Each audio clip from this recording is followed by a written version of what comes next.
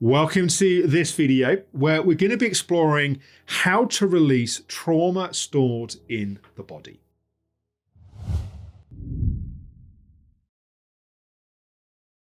So, trauma stored in your body. Let's start off with, how do you recognize that that's happening in the first place? So often when we have stored trauma, we may not be aware of the trauma. What we're often aware of is the symptoms, which are the expressions of that trauma. So for example, we can be aware of living in a constant state of anxiety. That's our nervous system speeding up to try to get away from the feelings of trauma. Or we can become aware of our addictive tendencies, our ways of trying to state change how we feel. Or we may be aware of feeling low mood or depressed, that the numbing protective effect of our nervous system means we don't feel our trauma, but we also don't feel our joy and our happiness in life. So when we have trauma stored in the body, the first thing is to be able to recognize that's happening. The second thing is, what have we learned to do in response to that? You see, to release the trauma that's stored in our body, we firstly have to be able to get closer to the feelings and the emotions that are trapped. And often what we do, part of the wisdom, part of the intelligence of our emotional body, is that we learn to not feel. And in the therapeutic coaching methodology, we talk about 6 emotional defenses. 6 different ways of learning to not feel our feelings and emotions. So these are things like avoidance and distraction, always being so busy that we don't slow down enough to really be able to feel. And the second is state changing. Sex, drugs, alcohol, exercise, these things aren't necessarily all bad, but when we're consistently using them in a way where we don't feel, we have to first undo that. Or rationalizing, trying to think our way out of how we're feeling.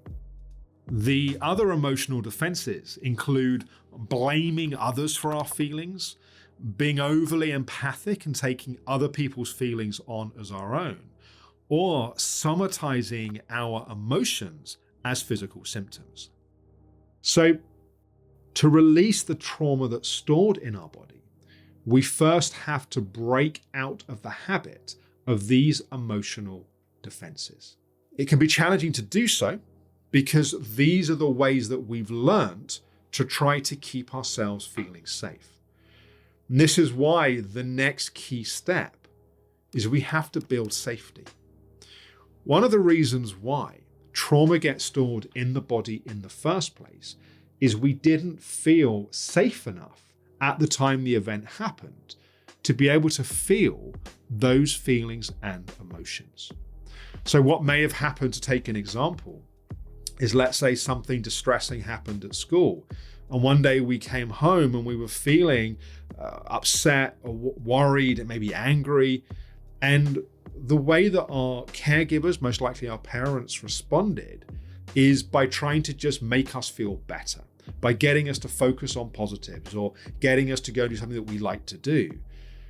What we didn't get is the reassurance, the holding that it was okay to feel the way that we felt. And so when that trauma becomes locked, when it becomes trapped in our body, to be able to begin to release it, we have to learn to give ourselves that feeling of safety.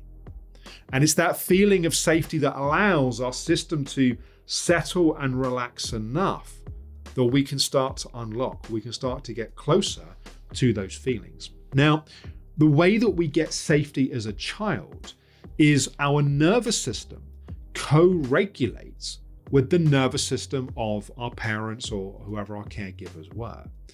And it's the safety in their nervous system which teaches our nervous system that we're safe. This is called co-regulation. This is where our nervous system co-regulates with that other. When we don't get that as children, one of the impacts is that we often lock and store trauma because we're not able to feel it at the time. But also, we don't then learn how to self-regulate our nervous system for ourselves. And so, for example, we get an impact or a shock, and that capacity to self-soothe, to calm and settle our own system, is not so natural, it's not so inherent for us. In fact, this is one of the reasons why practices like meditation, yoga, tai chi, qigong, and so on have become so popular over the years, because they're ways for people to learn how to self-regulate their own nervous system. Just to recap what we've got to, we need to recognize we have trauma held in our body. We need to then understand the emotional defenses that are stopping us from feeling it. We then need to build that inner safety through practices such as meditation, yoga, tai chi, qigong, and also particularly working with a skilled therapist. One of the things that they will do is the safety in their nervous system, their capacity to sit with and be present with what we're experiencing, can help model for us what we need. One of the most important things that you can learn to do on your own trauma healing journey is how to self-regulate. It can be a conduit for a while with a skilled therapist, but ultimately we have to learn that capacity for ourselves. So we learn to self-regulate. That allows us to build that inner safety that we can start to get closer to our feelings. What we then have to do is we have to allow those feelings and emotions.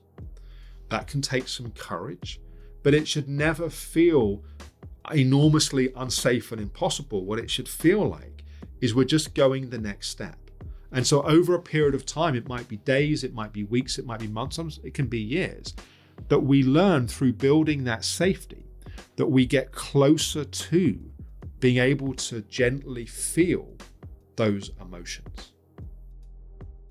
Now, as we learn to feel, it's really important that we go gently. The tendency we can have, if one of our ways of avoiding feeling our trauma is to push, go, if we do the same when it comes to feeling our emotions, everything will lock up again. The way you've got to think about it is that we responded to those traumas by building walls of defense. Now, those walls of defense have now become the walls of our prison that keep us trapped. But to get free from those walls, we need to go gently, we need to feel safe, and we need to support ourselves in that process. And then what to expect. So what happens if we've recognized we have stored trauma, we've worked through those emotional defenses, we've built that safety, and we've started to feel? Often the fear is, it can feel like we're on the edge of an abyss, and if we start feeling those feelings and emotions, we're going to disappear into that abyss and we're never going to come out of it. That may be how it feels. That doesn't mean that's how it's going to be. There is enormous wisdom in our emotional body. By the way, that's how it learned to store all of this stuff that you didn't feel safe with at the time. You didn't do that consciously. There's enormous capacity and wisdom. So as we start to build that safety, that wisdom also starts to kick in again. And so then we start to feel that this is the next bit, and our unconscious will start to present the pieces that we are safe, the pieces that we're ready to start to feel. Now, stored trauma can come out in different ways. It can come out in as shaking. It's like the energy starting to release. It can come out the way it went in. So if we didn't feel our sadness, it can come out as sadness. If we didn't feel our anger, we can find ourselves feeling a lot of anger. The important thing here is we're allowing ourselves to feel the emotions, but we're not acting out the emotions on other people. So if we're feeling a lot of anger, we're not going to start being angry at people and expressing that anger at them. We're feeling the energy of that emotion and letting it process and letting it move and letting it digest in our system. And as much as it can be painful, it is also enormously relieving. Like there can be a real sense of just relief on the other side. And by the way, emotions don't always come out the way they went in. Sometimes what goes in is a lot of anger and sadness and grief, and what comes out is laughter. Like, trust the wisdom of that process. Go gently, go at your own speed, get help and support when you need it. But most importantly, trust the wisdom of the process. The emotions were stored because that was the best thing to do at the time. We pay a price for that, and it's really important to process and move through, but trust the guidance of your emotional body in doing that. So to recap, recognize that you've got stored trauma. Understand the ways that you've learned to not feel it, your emotional defenses. Build that inner safety. Allow the feelings, and then be curious as to what happens. The fruits, the gifts of doing this inner work are incredible. Those symptoms that I mentioned at the start, anxiety, depression, addictions, self-esteem issues, and so on, they can radically change as we move through this stored trauma. So if you found this video helpful, please do like the video, please do subscribe to my channel. And also I'd be really curious in the comments below, what do you find helps you build inner safety? I feel we can learn a lot from each other. So share what helps you and also discover what has helped other people. Thanks for watching.